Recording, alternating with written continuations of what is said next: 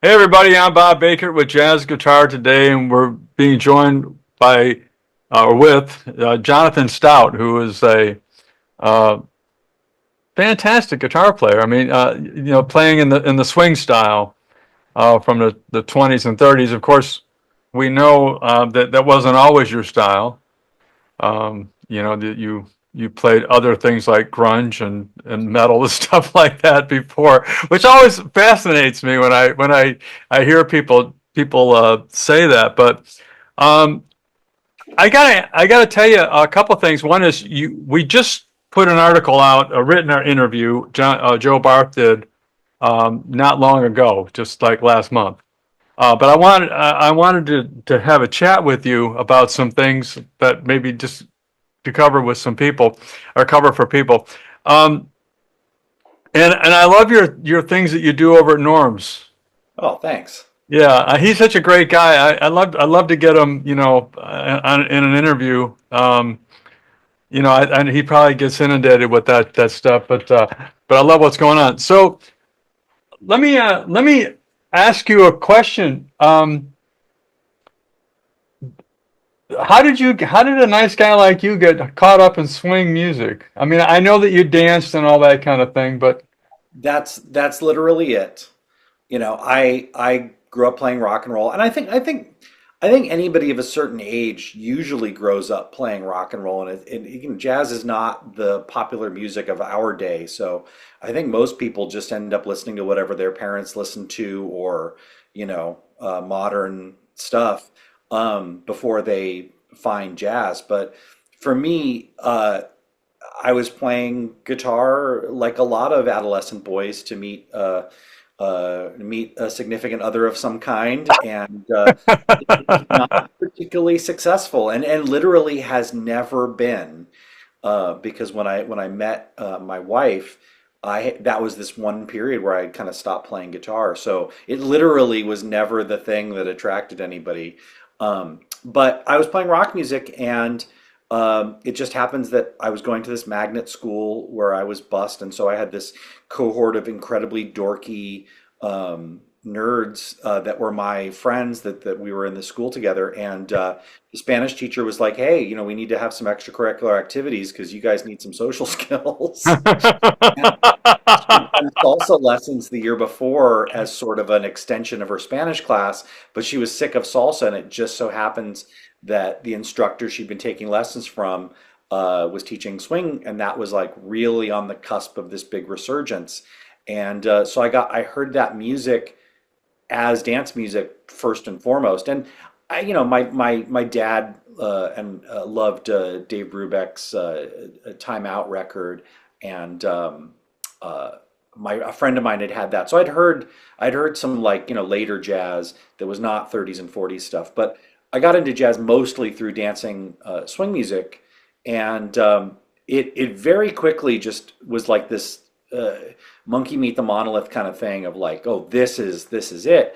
But I didn't necessarily go completely 30s and 40s from the beginning, because it got me into jazz very generally. So I did kind of the jazz 101 route of buying Kind of Blue, and Giant Steps and Blue Train and Charlie Parker and all the Right. things. And I very quickly figured out that I really loved like that blue note hard bop sound. And so things like Grant Green, Kenny Burrell, Midnight Blue. I loved all of that stuff. I loved Grant Green's playing, and I loved the fact that it was like funky and guitaristic Yeah. while still being like some legit bebop. And I basically had stopped taking guitar lessons right around that time, uh, just because I guess I took high school tennis lessons instead. I didn't have that many hours in the week, and so I kind of had to learn all of that almost by myself. My guitar teacher was really cool that he would like make me like sight read stuff. He would, show me jazz chords, and we would play some things. But when it came to like playing over changes, I kind of auto had to do that as an autodidact. And you know, but I got into it through that kind of like later, straight ahead jazz kind of style. Um, and it wasn't until, and I when it ended up being in high school jazz band at that point, and started playing kind of straight ahead in a jazz band. And when I went to college, the college that I'd got into, it just so happens it's got a world-class music program and a studio jazz guitar program.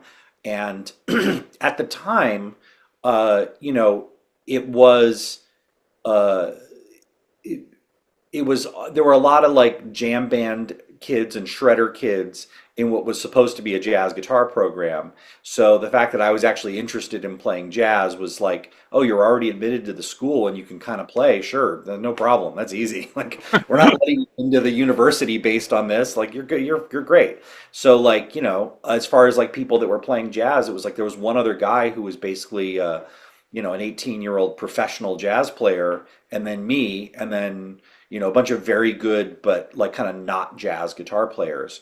I mean, like one of the guys that I went to school with ended up touring with Rihanna, and he auditioned for the SNL band, and he did a bunch of like big hired gun sideman gigs as a Right. rock. So they were great players, um, but I was really into that hard bop sound. Um, but that music school was not fun, and it did not fulfill what I needed to fulfill. And the big thing about it that was problematic was I wasn't ready for it. Right. I didn't know how to transcribe. And so I could parrot certain things like that kind of bluesy vocabulary, but like I couldn't play bebop because you have to like transcribe bebop. You can't just guess at it and get it right. Like it was definitely, I was kind of BSing my way through it, and I would listen to Charlie Parker at night, trying like going to sleep, trying to like have it sink into me, not realizing like no, you have to like learn the licks because it's an oral tradition, it's Right. a language, and you have to like you have to listen to your parents and then make the sounds that they make, and then you learn how Right. to speak the language. And I just could never do that. So um, right at that time that I started college and went through this year of trying to be a guitar major, literally for fun, because I had no intention of being a professional musician at that point. I just thought it would be a fun double major. And right around that same time, I fell in with a group of people that were swing dancers at USC, and one of which is a dear friend of mine, and he's been world Lindy Hop champion, and he's like, a world class traveling instructor, one of the very best. Um, and so we would carpool 7 nights a week to go swing dancing. And as the fact that like my main outlet creatively had been guitar for so long and my whole identity, that kind of just got pushed aside because it wasn't fun. I would look at my guitar and think I should be practicing the stuff I have to practice for school, and I don't want to. I'll go Right. look on eBay for vintage clothes. I'll go watch a old movie that has a clip in it of some swing dancing or whatever. Um, and that's how I sort of transitioned into playing 30s and music, 30s and 40s music full time. Was I got into dancing and I got out of guitar playing, and the kind of final thing was I quit playing guitar at the end of that year. I dropped the second major. I was like, I'm just going to get a history degree and go to law school, and then I did do that. And uh, but I was done playing guitar, and like a month into my summer vacation or something, I went over to my best friend's house and we watched Sweet and Lowdown, the Woody Allen movie, Right. scandal noted. But the Woody Allen movie with Sean Penn playing this fictional 1930s jazz guitar player, and Howard Alden had done the soundtrack for it. And I was like, oh, of course, this is what I should be doing. Like, I like peanut butter. I like chocolate. Why don't we have a Reese's peanut butter cup? Why am I not, you know? And so I went up. My friend had guitars, and we'd grown up playing guitar together. And so I just started trying to fake Django play at that moment, and it was already so much more natural than the bebop that I was failing to. Right. Um, and I asked my uncle who's a pro trombone player and arranger here in Los Angeles. I said, "Hey, do you know anybody that plays swing guitar?" He's like, "I know this guy from Disneyland. Sure, I'll get you a lesson for your birthday." And of course, it was somebody that I knew exactly who it was, who was in my favorite band at the time and was sort of the guy. And I Yeah. didn't know that's who it was until I showed up at his house. It's like, oh, that you're, oh, great. It's this guy, John. Kind of like, in that generation of people who grew up, came of age in the 60s, there were a lot of people that tuned in, turned in, and dropped out. Then a lot of other people were like, I want to go back in time instead, sort of the R. Crumb crowd. And so John was, along with Howard Alden and Dan Barrett and a couple other people in Southern California, was in on that trip. And so he had taken banjo lessons with George M. Smith, who was this, studio guitar player and banjo player. And I feel like he followed Eddie Lang into something. I can't remember what, but like, of that kind of ilk. And so of that kind of Eddie Lang, Django, pre-World War II thing, like he's just the cat. And go over to his house and I get this lesson from him, and it was so mind-blowing that I immediately kind of devoted myself to this. And I also had this experience where as a swing dancer, I would go to things and I would see a straight ahead jazz band that really hated having to fake playing swing music. Right. And it really kind of bummed me out because, I don't want anybody to have to change their art for the commerce of it. I don't want anybody to have to not play what they want to play. Right. The kind of condescension with which the music that I love was treated really bummed me out. And so I kind of flipped the other way and I was like, oh, I'm going to do this really hard. I'm going to get it right. Because Hmm. nobody else seems to want to get it right. Everybody wants to show up and play a 1958 kind of gig instead of a 1938 kind of gig. And, if you're in a funk band, if you're a jazz musician and you play in a funk band, you don't think twice about the fact that you need to make people shake their butts. Right. That is the job. And if you're a funk band that doesn't make people shake their butts, you're just a really bad fusion band. You know what I mean? So, but I that didn't say that. I didn't say I, that. Jonathan said I did, and it. but like no jazz musician who's playing in a funk band thinks it's demeaning to be in service of making people shake their butts because it's funk and it's the real thing and it's sincere and it's got soul and it's. But like the minute you put certain people in a dance band, they're like, oh, this is BS. I have to like restrain my art to make jerks dance. And it's like, no, this was the same thing. Like a 1930s band is a 1930s funk band. It's just the same thing, but in a different era. So there's a way to make people shake their butts artfully. There's a way to like be Lester Young or, Django Reinhardt or whoever, but still make people move. And it doesn't require you to be less of yourself. It just requires you to actually have some enjoyment of the genre and just Right. do sincerity. Well, So, and the reality of it is that swing dancing is not popular. I mean, it has its niche, yeah. and but it's not the popular dance of the day. Well, and clearly not, and it is a niche thing. But it just kind of bummed me out because I found sort of like oftentimes a very general disrespect of anything kind of pre Charlie Parker, and it Right. kind of bummed me out for a long time, and I ended up kind of being really aggressively the other way. Right. Uh, and now I realize, no, no, no. All the great musicians that I run into, and I've been running into a lot more lately, they all have a tremendous love and respect for, the older music, even if it's not necessarily what they play. They get its artistic value, and I realize, oh no, it's like the kind of second tier, third tier people that just have this mission to like shit on old jazz because somehow it's less than. And I'm like, Yeah. That's a shame. What I was gonna say to finish my thought on that was that I think that if swing music if there were more girls out in the audience, dancing to swing music, they'd all of a sudden be all over swing music. You know what well, I'm saying? in the late '90s, there was a big thing, and there were swing nights all the time. But I think at that time, it was this kind of fad, and so you Yeah. had these kind of Royal Crown Review style bands, which I really loved that band, and I've worked with many of the musicians in it.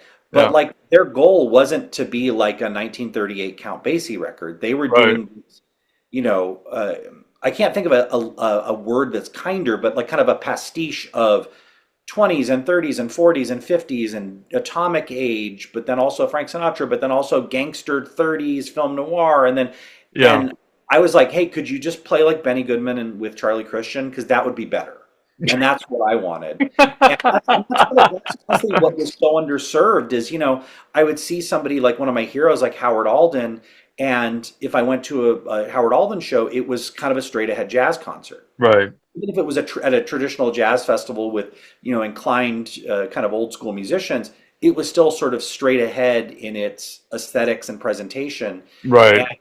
that's not good dance music. It's No. great music. But so that's sort of why I started drilling down on this music so hard because I was like, if I can't even see somebody that's one of my heroes actually do this, somebody's got to do it. And like, I had a joke for many years that like, if you're the only person doing something, you're automatically the best at it. And if there are only two people doing something, even if you suck, you're still second best. For You're cracking me up, Jonathan. You're well, cracking me up.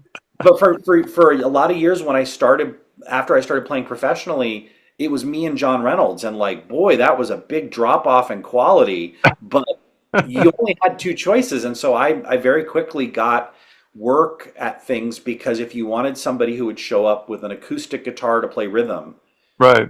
that was either going to be me or John. And if you wanted somebody that could also take an electric solo, that was literally just me Right.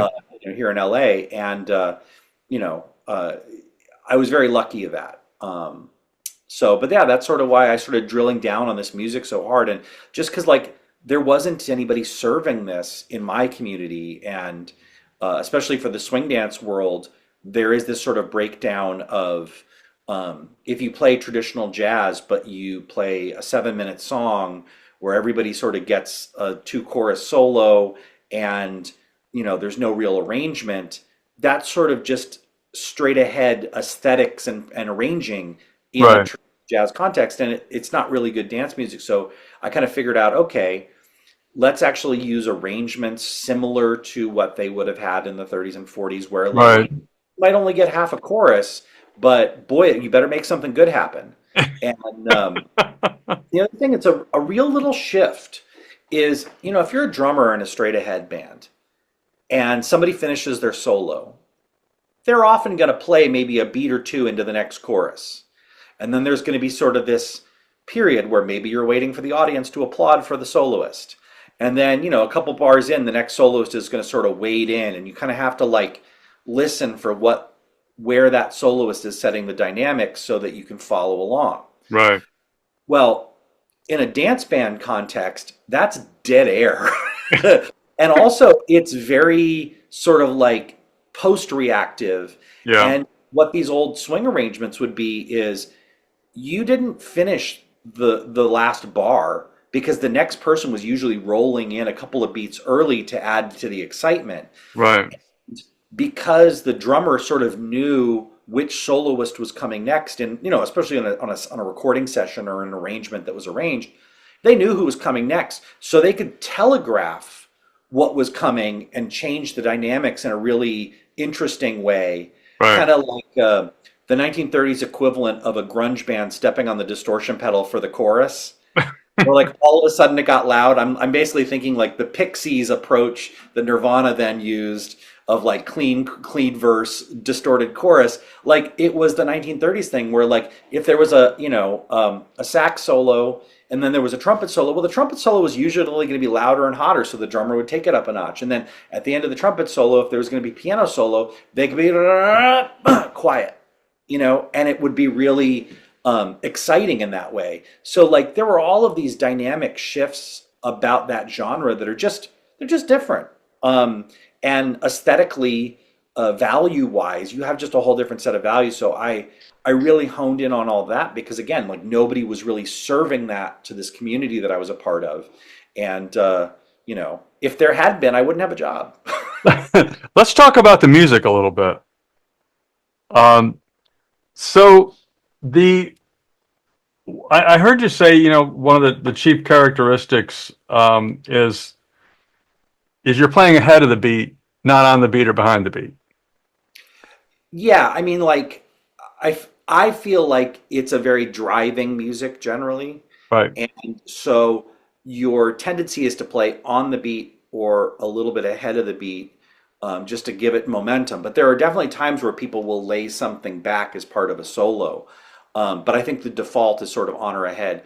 I have this friend, Dennis Chang, and he runs the DC Music School. Right. Uh, they do great lessons, and he was I can't I think it was Pat Martino because he did a whole 3 volumes of Pat Martino, and when he was analyzing the recordings, because the point of that school is basically get whatever player you like, have them blow over changes, and then meticulously transcribe it. So you, the student, can then just learn the vocabulary like note for note, because Right. that's one of the best ways to do it, I think.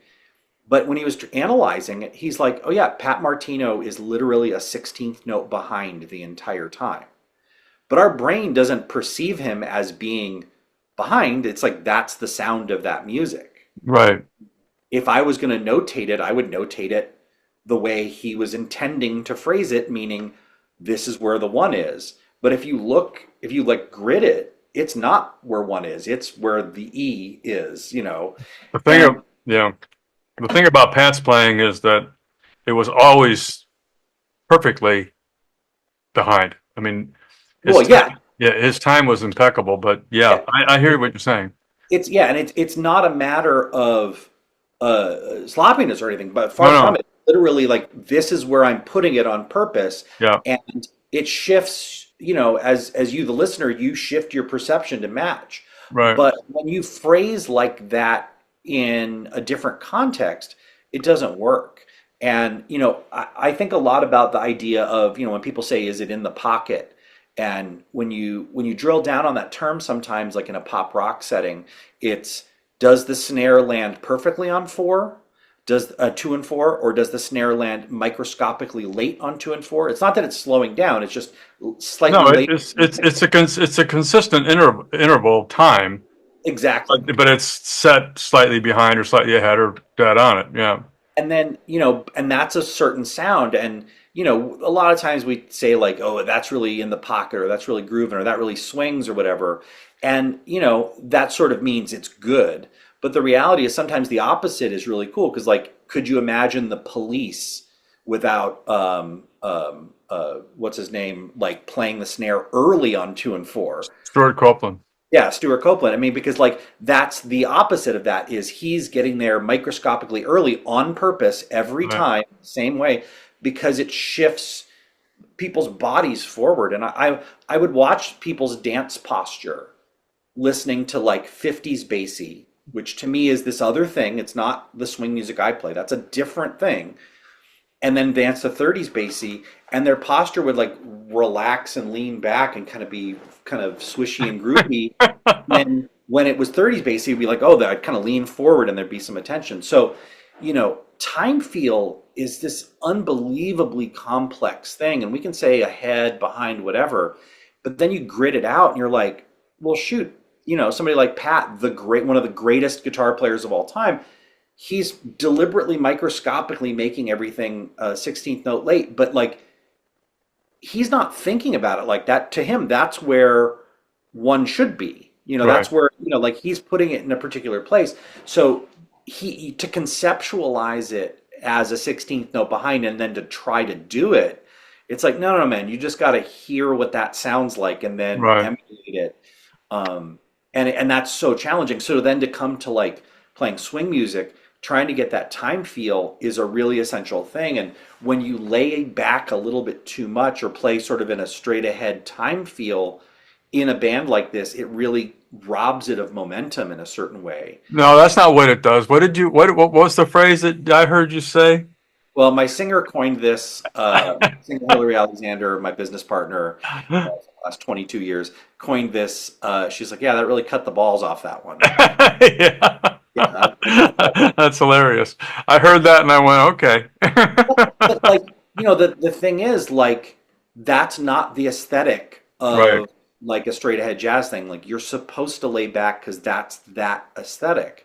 And if you're making one kind of movie and you end up making a different kind of movie, like if you make a horror movie, that's a bad comedy. Like if your goal was to make a comedy and you made a horror movie, you failed at the job. It's not that it's not a good comedy. It's just if that's like you.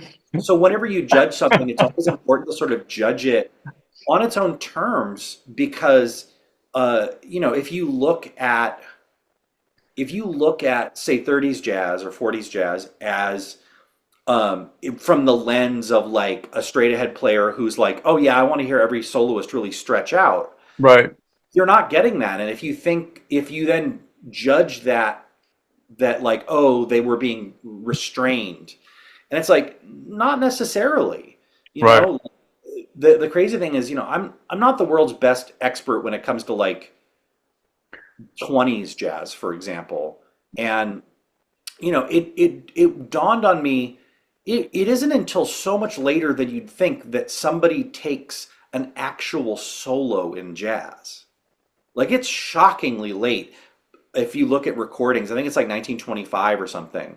That like up until that point, nobody took like a whole chorus by themselves, and the only time somebody was playing alone was like a 2 bar break where maybe the trumpet, like Louis Armstrong, would get a break. So it isn't until like shockingly late that anybody even gets a solo.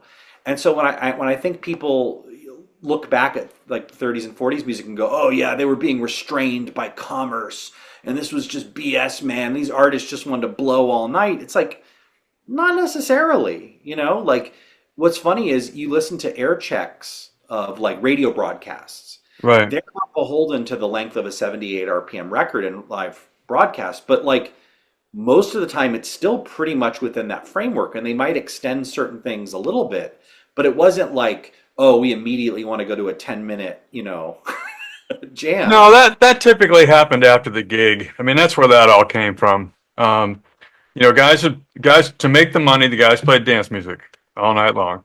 But then they have for their own fun, they'd hang around after hours, or they go to somebody's house after the gig, and then they would play solos and they blow and that kind of thing. There was a lot of that. And then I don't know, somewhere along the line, somebody thought that would be cool to do that in front of people, and then it just expanded to what we see today. But that's fascinating. I'm very interested. Let me ask you a question about learning to play the music. So you're a guy who's been playing, the typical stuff, that you're alluding to earlier, and you want to start playing swing, and you go, you know what? Everything you just articulated is dawned on this individual, and they say, this isn't the same stuff. This is not your father's Oldsmobile here. I don't know what the F what's going on here. I want to learn this music because there's something going on here that's just, it caught me. I want to do it. I'm not doing it right. I'm half-assed. I'm inauthentic, and I want to be as authentic as I can possibly be. What do they do? Well, it's still one of the scarcest, like the number of resources for playing non-Django style pre-bebop jazz, there's barely anything out there. That's why we're talking today, by the way.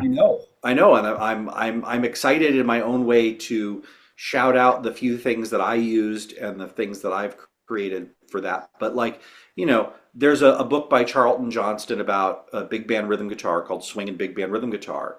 But, it was, they had a Super 400 with 2 PAFs on the cover. And I'm like, you're not, what are you doing? And like the book is like, yeah, you should be playing an acoustic guitar in a big band. And even if you're playing a dreadnought, that's better than playing an archtop with pickups because you don't want to play electrically. But then the time feel on the record was very like 1968 bassy, not 1938 bassy. Right. So that, it was sort of an incomplete resource because the chord exercises, the voice leading, the voicings were perfect, but the time feel was sort of not it. And there's one other time feel thing I just want to point out because it's a real trip. If you listen to early jazz stuff before the stuff I like, right, it's very much 1-3 music. Right. And so when you hear like a Prairie Home Companion and people are clapping on 1-3, yes, it's because the audience is right. But it's less wrong than you think because really that music is about like the tuba or the string bass landing on 1-3, and you might hear a banjo like poke through the mix on 2 and 4, but it's not like a backbeat music. It's womp, womp, womp, Right. womp. And the phrasing of the melody and the phrasing of the horn players is over that. Swing is where it starts to even out. Now you have this like 4 beat thing, like a disco beat, like a house beat, like thump. And then as the 40s progress, all of a sudden the beat shifts to being anchored on the backbeat. And you have all the proto bop drummers basically shifting from keeping even beats on the bass drum to really anchoring to the hi-hat. And there's something that happens that when you're on 1 and 3 music, it sort of leans forward a little bit. When you're doing 4 beat music, it leans forward a bit.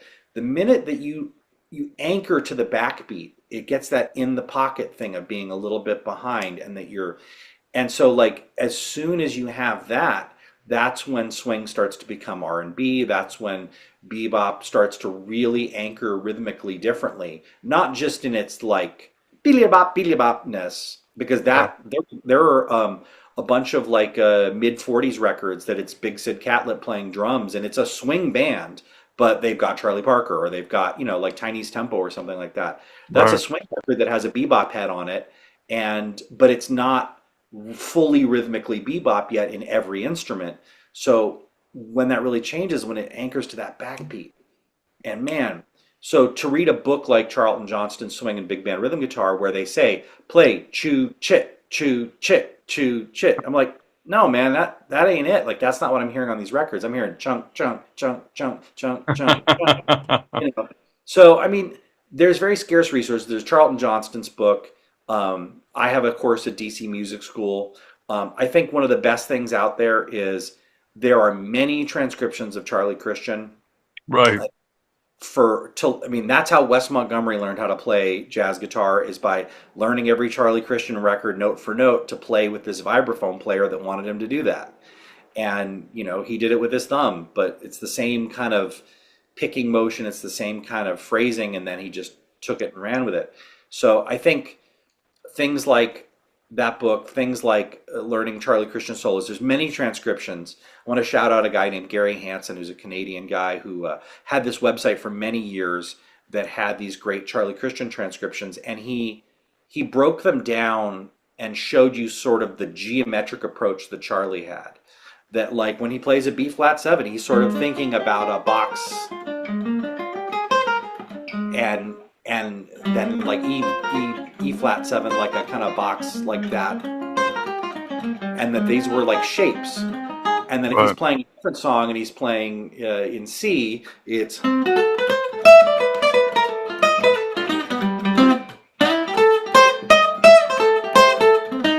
and so you'd see the same licks or similar licks with the same shapes in different keys, and you go, oh. And so that Gary Hansen's website is something that you can find copies of it around, like saved on the internet. And then one of my projects that I have that I still haven't done is actually just putting it back up there, because the lessons are really helpful. But the funny thing is, when I started learning Alan Roos and really learning it, which only happened sort of in the pandemic, this kind of 1930s chord melody style, what blew me away is that it's literally the same shapes. Right. You know, it's like the same shapes, and the idea is like instead of going, you go. It's like, oh man, it's the same. And so the funny thing is, when I really got both of those going, they completely reinforced each other in this kind of awesome cross training sort of way. Um, but the tough thing is there are still very limited resources, and the best thing you can do is learn licks off of records, and that's a real hard thing to do to start. So there's a lot of Christian transcriptions out there. I think that's a really good place to go. If you can find Gary's website, that's another great place to go. Um, but there's still precious little. I think somebody like Frank Vignola or somebody like Matt Munisteri have courses online, and that's sort of it. Unless you get into the Django world, then there's definitely a lot of stuff to learn from Django, but that's a language and an accent and a tradition that kind of has its own life Yeah, after that's Django. that's a subset, if you will.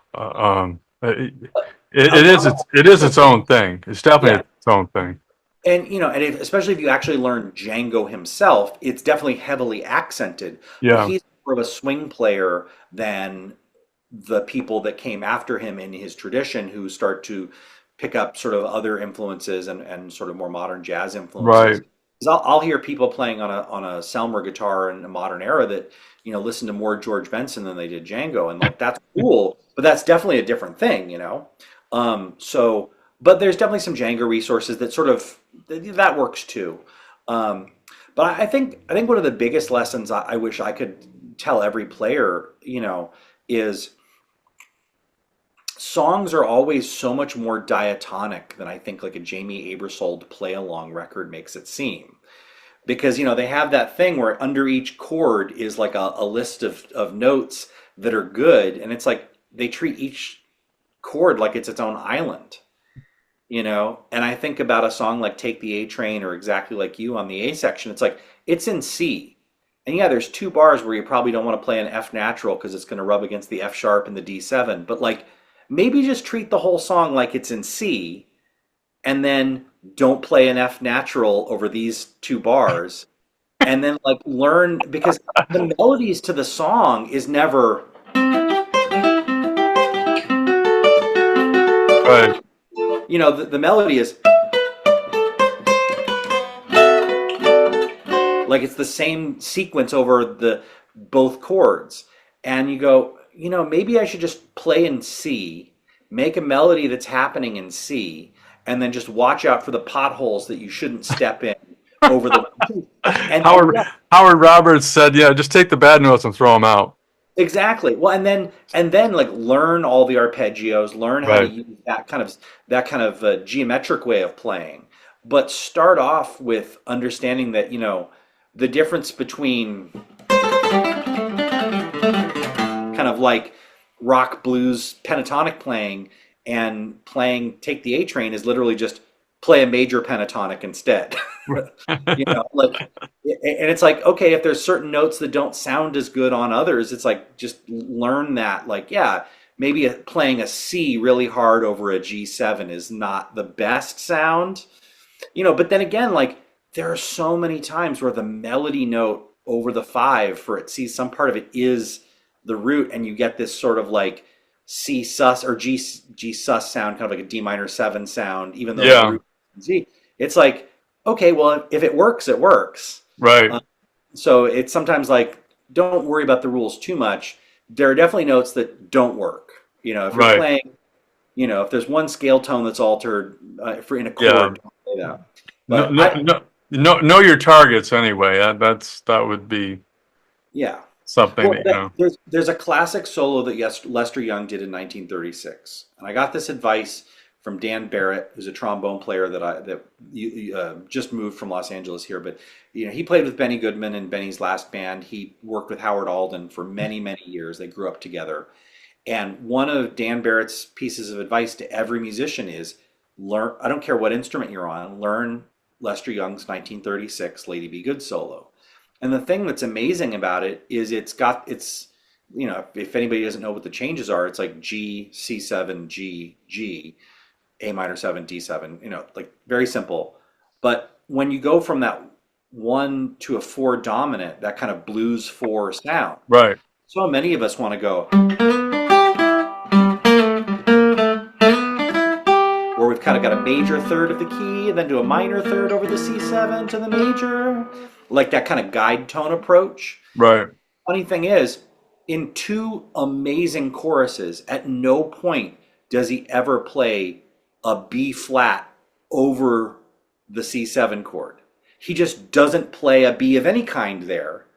So he plays completely obliquely to that. So he's not using that guide tone approach even a little bit Right. when it comes to that chord. And it's like, oh man, like that's amazing. So I always tell people if you can learn that solo, which is not easy, but there's transcriptions of it floating around, and it's such a good one because he does everything with such verve, and he plays a lot of very arpeggiated things, but then he just plays these licks and sort of things that are, I call it rubbing them against the chords. Right. Like There's the song Undecided. Do-do-do-do, but it's do-do-do-do-do, boo-be-do-do-do-do-do-do. So it's the same sequence over two different chords. And that idea of like playing like do-do-do-do, ba-do-da-do, da-do-da-do, ba-do-da-do, da-do-da-do, ba-do, ba-do, da-do, da. Like you could take a little sequence, if it doesn't clash with any of the chords, rub that against each chord and see what happens, and then see how that same melodic fragment will sound over this chord where it Right. sounds a little different over that. Right. Um, I like, for example, I never knew what like modes always seemed silly to me unless you're playing So What or something. So like to think of what this is in modes seems silly to me because, well, if I think of Take the A Train as C Ionian, D Mixolydian, G Mixolydian, and C Ionian, well, to be honest, G Mixolydian is C Ionian, so why am I even going through the Yeah. effort? Whenever I get into a discussion and or I hear a discussion and people start whipping out modes, I hate to say this, guys out there, but I roll my eyes. They can be useful in describing a certain sound or They tonality. they can be, but you know what I'm saying. It's usually meant to impress people, or if somebody doesn't know what they are, to baffle them. And Yeah. Well, it's don't talk about modes, people. I will say this: Rick Beato did help me learn one thing on the internet. He thought that he's helped us, many of us YouTube people, Yeah, learn things. Rick's a friend But of mine, but yeah, the one of the great videos he did was like teaching me what Lydian really means. Lydian is just the sound of playing a major scale over the four chord. right. Like I think of so many songs now and I go, oh, like I Can't Give Anything But Love. Da da da, that kind of crunchy, that Yeah, sound. Yeah, that's all it means is like you when you're playing the major scale over the four chord and the fact that you're going to get that interval at some point. I was like, oh, that's the sound of Lydian. Oh, okay, I can get why that might be a useful thing to describe. But I wouldn't be like, oh, I'm playing C yeah. Lydian. Well, you know what I was like. Rick is one of the great. I mean, Rick is Rick. I mean, there's nothing like him. He's amazing. I love Rick. I love what he's done. I've been to his house, and it's great. But But the I way also that, don't want to talk about modes either, really. At the right, end of the exactly. I was going to say. I mean, most of the educators that I know, they kind of. Anyway, it's a long story. Anyway, so let's talk about. I got to move you on a little bit here. You're doing a great job, by the way. So let's talk about the guitars for a little bit. What are you playing?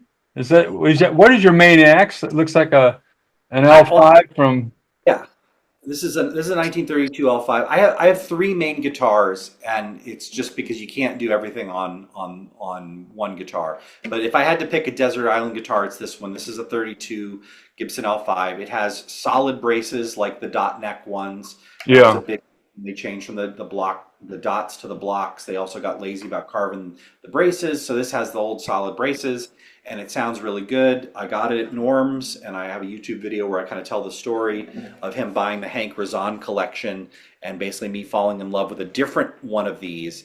And when I went back to finally buy it, I realized there were a pile of cases I hadn't even gone through. uh Four oh. times. What Oh strings do yeah, you have? What strings do you have on that? I love Martin SP 8020 bronze. Flat wounds never for anything acoustic ever, and definitely not on swing era electrics. But I've got Martin SP 8020 bronze, and I play um, 12s, but I put a 14 and an 18 on the top, high E and B, Right. uh, as I think they balance better that way. And that gauge structure is what I use on everything. But this is my sort of main guitar. I have I think it's a 1950 DeArmond FHC guitar mic that I'll put on with the monkey stick. Like if I can only bring one guitar to a fly out gig Right. to do electric and acoustic, I'll put the monkey stick on there. That's a great pickup, by the way. I love that pickup. It's really fat and it sounds as close to a Charlie Christian pickup as anything, I think. Uh, Yeah. and I love that. But my other main guitar acoustically is a 39 L5, which just happens to be right here. And Just happens to be. Excuse me while I whip this out. Yeah. Um, and some people are really horrified when I show my mono gig bags that I use, but I'm like, listen, unless it's going on a plane, you know, No, they're great. Reunion Blues, Mono, those bags are great. I love them. rigid ones are killer. But so this is a 39 L5, and I got this because I was playing in dance band settings most of the time, and the sensitivity and the beautiful warmth of Now that looks like that's a 17. yeah. So this is the bigger model, and Yeah, I then was gonna say the other one's a 16 though, right? so the other one's a 16. Right. But it's parallel braced, and it's got that classic 24 and 3/4 Gibson scale. Gibson, when they made them bigger, they didn't just make them bigger. They changed to X bracing, and they kept that classic Gibson scale. And those are sort of the mid 30s big L5s, and that's a specific thing. I'm not into that generally. And I had a 35 L12 that taught me very well about what that sound is, and it's not a really good sound for a dance band guitar player that needs to cut through. It sort of Mhm. had this mid-range dip, and it was perfect for accompanying yourself vocally, Right. but it sucked. The minute there was a bass player, it sort of disappeared. Right. So, but what happened is they kind of got like when they made that change, they were fighting with Epiphone, and you can kind of tell they started losing the war because those upsides uh, were not working, and so many great players were playing Epiphones. And one of the things Epiphone always did is when they upsized, they kept parallel bracing, and they had always had 25 and a half Fender style scale. Right. And so in about 37, Gibson starts making this transition, and it's not official until 39, but they make them long scale. They go back to X bracing, but they keep the big bodies, or they go back to parallel. So Yeah. this is parallel brace, 25 and a half scale, 17-inch, and this is like one of the loudest cannons like I've ever heard. And I don't have to have Freddie Green high action to get it. That's my next question, but let me hear that guitar. Oh yeah. Even over the Zoom thing, I can tell that that's got the dynamics for sure. It's It's funny because it doesn't have the low end warmth. no, well, it's not supposed to. Exactly, because there's a bass player and they're Right. doing the job and you should stay out of their way. Yeah, I found that like when I look at recordings of it, it's got this very pronounced hump at about 1.2K. Right. Really makes it poke through in that vocal range. And then it's got a lot of brilliance, which I think is the ebony fingerboard, which is something that none of the Epiphones ever had. Hmm. So that's one of the things that makes an L5 kind of special is that little bit of zing. Um, and so when they did that, all of a sudden they started winning the war. And I think a lot of the bigger players switched to Gibson because of that. So this is my main dance band guitar, my main sort of I need to be loud and What's the proud. back look like? Oh, it's killer, you Yeah. know, Okay. Yeah, it is. It's really nice. and it's got a the sides are kind of bubbly. By the way, I Yeah, love this spot right here. I This is love a that. This is a spot that got worn because somebody was playing it on their knee for decades, and that got rubbed right there. And even after it's been oversprayed, I've almost worn off the overspray, which is fun. But so that's what I do acoustically, and I'm not playing purely acoustically because I don't typically get to play in venues that are concert halls with Right. Yeah. acoustics. So do all the guitars have bronze strings? All of the acoustics have bronze They're all strings. bronze strings. With the DeArmond, it balances fine with the bronze. It's not perfect, but it's good enough. Um, and but the way I amplify this is I have a little DPA microphone. I saw Julian Lodge using one years ago. Yeah. So I put it right about here, and it just about inch off the top. And what's great about it is it mounts to the tailpiece, and it's Right. one of the advantages to trying to use one of those mics on an arch top instead of a flat top is that there's some kind of architecture on the top that you can have it grip to. Right. So there's a cello mount that works great for the strings if you want, like on that trapeze tailpiece on my other L5, it clips onto that, or I can clip it onto the strings. I use a sax clip for this one because it's got this big brass thing. Um, but it's amazing, and one of the tricks to using a microphone like that, if you don't have like a front of house person that's literally watching your every movement and mic and muting it if you put the guitar down, I realized a lot of us grow up as electric guitar players. We are all used to having a volume knob on our guitar. Now all of a sudden I've got this studio grade condenser clipped onto my guitar that's very sensitive. If Right. I all of a sudden do this, now it's pointing into the monitor. I realized I needed to have a mute switch. So I found that, they have pedals that mute an XLR signal. And then I've got another radial pedal that's an AB box that provides phantom power. So I basically have a mute and then I have this AB box. And what I like to do when I can is send two lines to front of house and jump between channels. So give me one channel that's a little bit quieter and then one channel that's a little bit boosted. So if I need to take a solo, because the reality is in the Wow. 30s, if somebody got a real proper solo on a record, chances are they had to like go up to the Yeah. microphone guitar. And so I'm just doing the kind of like 20th 21st century equivalent of that. And it's Yeah. not, it shouldn't be so artificial, but it should be just enough that I can get a little bit of a boost. Well, that's interesting. I mean, a lot of people, have AB boxes and 2 amps or whatever, the whole 9 yards. But I've never heard of anybody having an AB box is sending two different signals to front of house. That's unique for me. I've not heard that before. And what's great is if I give the sound person a 6 dB boost, Right. maybe it's great for my monitors, but maybe that's too much of a boost in the house. Right. And that way they can control it. And then on the flip side, if it's not a gig where I've got a front of house person, I'm just going into an AER, I can just plug it into two different channels of the AER or a Hendrickson or something like that, and you know, uh, Right. do that. Or if I'm doing one guitar where I've got the de-armament on the other one, I'll have one side be acoustic, and then I've got a little preamp pedal that sounds like an EH150 amp that I'll run into the other channel, and I'll just mute the acoustic, unmute the electric, mute the Right. electric. But so that these are my main acoustics. I've got a Waterloo WL14 that I really love, and a National Style one Tricone that I also really love. Those are both modern guitars. But when it comes to arch tops, the only other guitar is an electric, and it's a 1937 ES150. Uh, I love that guitar. Hey, I, how about the action? How high is your action? It's not crazy. I think it's only, I mean, the last time I checked, I think it's like 5/64ths and 6/64ths. Hmm. Uh, but it's got to be set up well because you need a bit of tension on it to get the To top get move. to get it going, yeah. But you don't want it so high that it's hard to play. And this Right. guitar is notably harder to play than the 32, only because I think the fingerboard edges got rolled in a little bit. So Right. it's a little bit narrower spacing, even though the nut width is still exactly what it's supposed to be. So I think there's just less real estate on the fingerboard. But other than that, like it shouldn't be too high. Um, No. No, but I you got to be able to get around.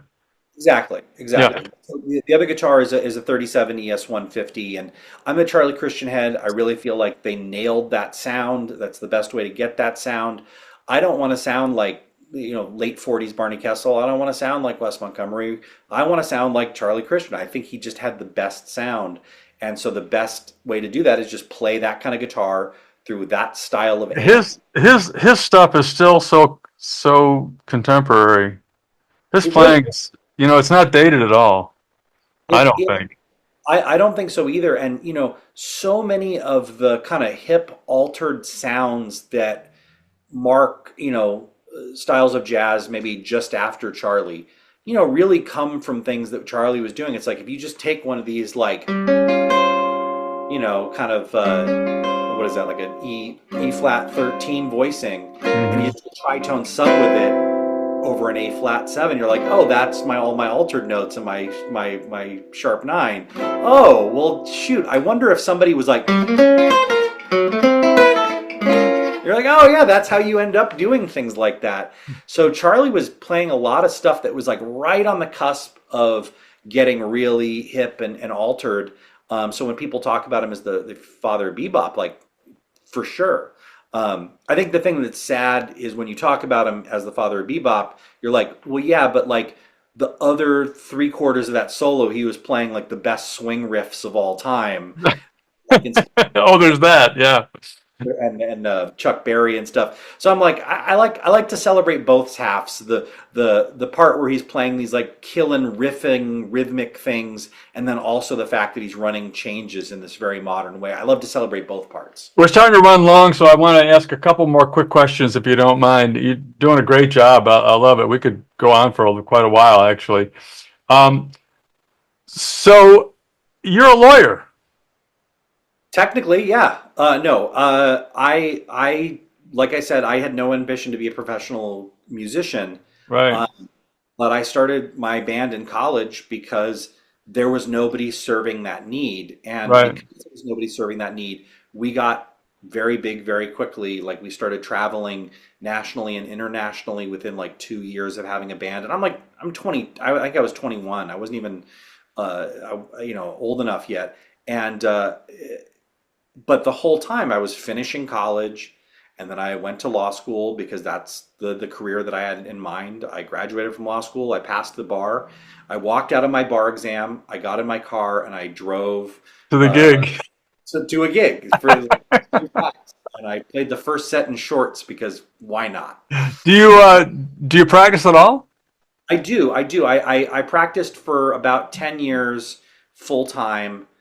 And then I basically was getting enough fly out gigs that it was making it tricky. And I had an unbelievably flexible work job. And then LA County changed their computer system, and a combination of that and some changes at my job meant that like I couldn't move things anymore.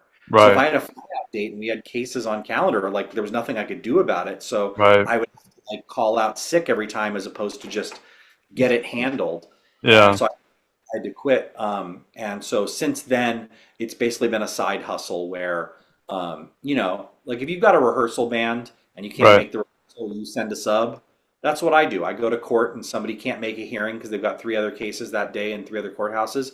I go, I handle it. I've done, you know, probably 20,000 traffic tickets, like several thousand misdemeanors.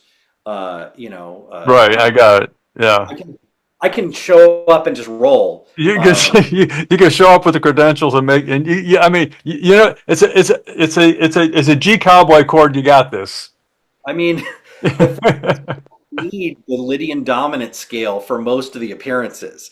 And if you do, I'm going to say, hey, this is above my pay grade. We got to come back when the attorney can be here because Yeah. this is, Right. Yeah. You're going in and playing G chords and C yeah. chords and getting it done. This is what they want. Okay, I got this. And and probably making a nice check doing it. So that's cool. I mean, I would that it were a better check. It's, it's Well, not, I notice you've got a fascination for clothing. There's a uniform that you wear. It's almost like you're almost like an attorney from New Orleans in the 30s, you know? I don't have enough seersucker or white linen Palm Beach suits to pull off that exactly. Well, But you know what I'm saying. what it came from is there's something about that culture that I came from in swing dancing that was really reverent Right. for the aesthetics of the time and the fact that they're interrelated. And there's no question that there's a lot of stuff that we've been wrestling with over the last couple of years about like the racial implications of a lot of the things that were part Right. of the culture that we're part of. Um, and so I don't want anyone to confuse the fact that I like to wear 1930s and 40s vintage clothing for liking a lot of the things that were endemic of the 1930s and 40s. I don't like polio either. Like Yeah, this is right. I don't want to go back in time. I only want to go back in time to like spectate people who weren't captured on video. I don't want to live in that era. No, no, no, no. That's what people say. Yeah, we won't go too far in that direction, but But I know exactly what you're saying. that Um, style of clothing, it's funny because it factor the way people's lines look when they move dancing. right. Don't wear similar silhouettes. For me, it starts to lose some of the things that make it special and make it distinct. And it's the same reason why I play a vintage guitar. It's like I could play an ES No, 175. there's a thing. It's really funny that with the blues players, for example. I mean, this is a uniform. Now, this isn't talking about the aesthetic, I mean, all of the great blues players from the day, the Alberts and BB and all those guys, they all wore suits and ties when they gigged. They Well, all did. I mean, there's a certain sense of showmanship, and Right. be like that aesthetic is a part of the showmanship, and it's a part of the thing, and also it's a signifier of my intent to take it seriously. Exactly. Yeah. Exactly. Yeah, I love it. Well, listen, I think for today, I've gotten a ton out of this, and I really do appreciate it. I admire the hell out of your playing. I really do. I mean, it's because you're basically. I don't want to say you're the only guy, but you are the only guy. I mean, you're the guy. I mean, you're on almost on an island, and doing it at an incredible level.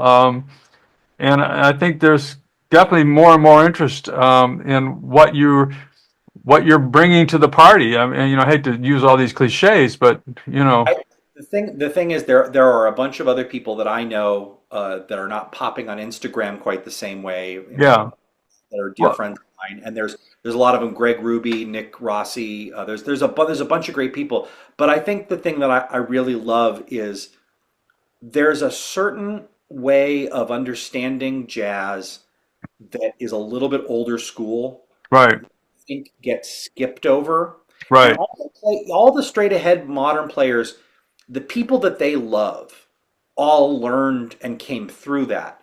And I right, think sometimes if you don't go through that a little bit, you lose there's a certain tradition that's lost of melody that the whole point is like play the melody and then bebop the heck out of it. And if you jump straight in at the Lydian dominant end of the world, you kind of jump over the melody part. So I like to think that like learning some of my stuff might help somebody, even if, because I was just at this teaching at this workshop in Provence, and all these folks had mostly playing sort of later jazz, and so many of them said, I really understand this in a really wholly different way now, just thinking about the fact that I'm just in C and I don't need to stress. And it's like, yeah, you can play arpeggio ideas, you can play chord ideas, but you can also just play in C. And they were like, holy crap, I can't believe it. Yeah. So I'm thrilled that might land with somebody, who's a modern player and go, oh, there's some value in this old Well, no, thing. I think what you hear, at least what I hear, I'll pipe on a little bit. I hear people playing, okay, they're not playing through the changes, they're playing the changes, if you will. In other words, like you hear, okay, now I'm in C, now I'm in this, now I'm in that. And you hear, it's that scale up against that chord. And that doesn't follow, like you said earlier, it doesn't follow the melody. It doesn't make any aesthetic sense to the melody and the intention of the composition. And your approach that's exactly what kind of after 60 years of playing the guitar, that's exactly what I sort of came up with is, it's, that's not the intention, that I don't hear any of that. If I hear that, I don't like it. It's not music to me. It's athletics or it's something else that's going on. But Even at the most crazy bebop stuff, the really great players, there's always a thread of the melody, no matter how absolutely. talented it is. No, But you gotta have that melody. So if you can't do that part, all the ornaments don't make any sense. my teachers used to say, you can't go wrong playing the melody. You can't go wrong, It's and true. and that's it. That's it. And Joe Pass would say the same thing. I mean, and what I love to hear is guys that truly are improvising melodies when they're playing. When I hear melody in their improvisation, not the melody maybe, but melodies, and I'm going, oh, this guy's thinking. This guy's thinking. He's not just blowing a lot of notes. And there's nothing wrong with that. That's an athleticism that's to be honored. I get it. Shredding. I can't shred the way a guy like Matteo Macuso can shred. I mean, But the really great shredders still have melody. they do, and he does too. By the way, he's got melody. I'm not trying to put him down, but not at all. The My, guys. my appreciation of modern shred guitar, I'm not hip enough to have checked out Matteo, even though I know Oh him no, well. he's him and Josh Meter from Australia. These guys are. Josh is very melodic in his playing. They're they're very, very good. I listen to everybody. That's kind of the deal with Jazz Guitar Today magazine. You know, I listen to a lot of people. So before we go, I just wanted to say, if you like what you're hearing, if you like what you're seeing, and you want us to bring you more material, let us know. Send me an email. It's bob@jazzguitartoday.com. And that's the best way to let me know what's going on. Also, if you want to be featured in the magazine or something like that, I got to tell you, guys, get out there and make YouTube videos. Make videos, make videos, make videos. I don't care what you do in the studio. I don't care what you do at home in your bedroom. I don't care what you do, playing, by yourself, blowing over whatever, Jamie Emberson, I want to see what you do with the band or in front of people. I want to see how you make music in front of people and with other people. Do you have big ears? Are you listening? Are you feeling the groove? All the things that Jonathan was talking about earlier. That's what to me makes it all work. With that being said, Jonathan, is there anything you want to say before we go? You can follow me at Campus5 on Instagram. It's Jonathan Stout Swing Guitar on Facebook, which I didn't realize is a totally different demographic. And I all of a sudden have a whole bunch of friends on Facebook now from my page, which is a cool thing. My website is campus5.com. All of those are FIVE spelled out. And then you can check out my DC Music School course at dc-musicschool.com. I've got 3 volumes, 2 Charlie Christian and 1 chord melody. Let's do this again. Let's try to make this like a regular thing every once in a, and if you ever got anything that you want to talk about, just give me a shout. You know how to get a hold of me. Give me a shout. We'll do it right away. You say, hey, I got this thing coming. I got this. I got man, it's an open invitation. Bob Bakert with Jonathan Stout for Jazz Guitar Today. Subscribe. Tell all your friends to subscribe. It really does help. Like, share, follow, all that stuff that we do on social media. We'll see you, everybody. Bye-bye, Jonathan. Thank you, man.